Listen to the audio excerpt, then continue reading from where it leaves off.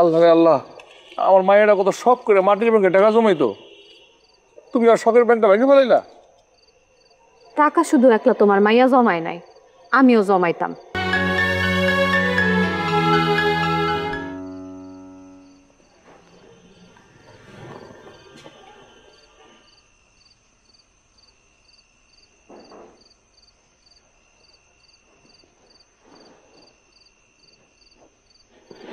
রাগ করে বসে আসছো কেন? ঘরে চলো। রাগ হয় নাই,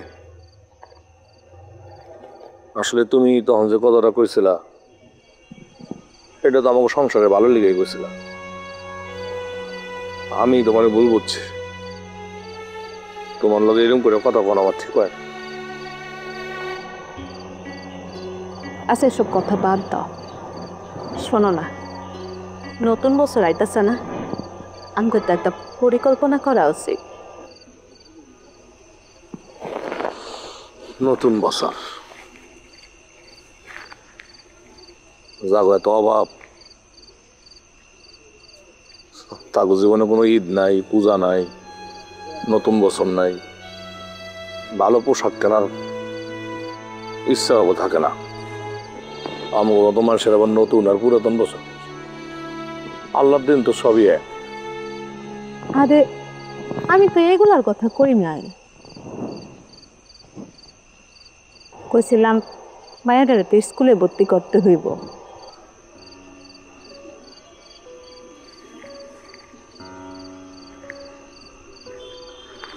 কেমনে মেলা খরচ,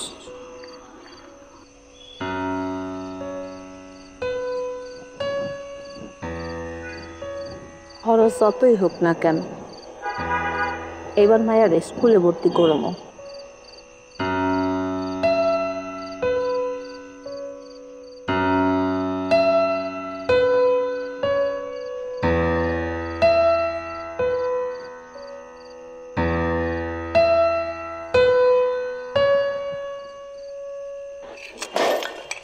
এটা কি করলা?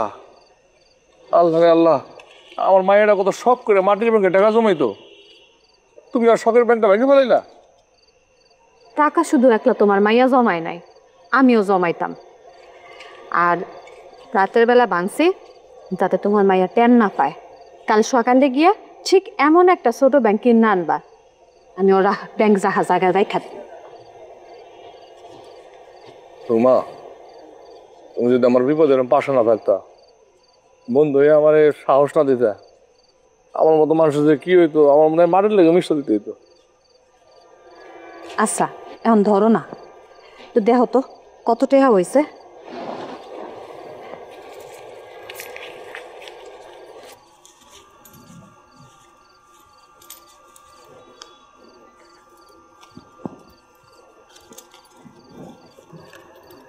আছে মিল বতন ভর্তি করান চাইব, এটা আরো কয়টা আছে।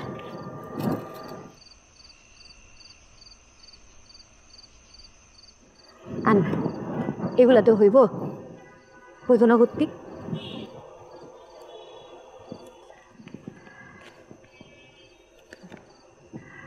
থাক, আমগো ভাইয়া তো এখনো বড় হয় নাই, তোমার তো এখনো অনেক ছোট। ওরা এই বছর না, পরের বছর ভর্তি করা মনে। আর তুমি এখন রাত করে আর বাইরে বয়ে থাইকো না, ঠান্ডা পড়তাছে ঘরে।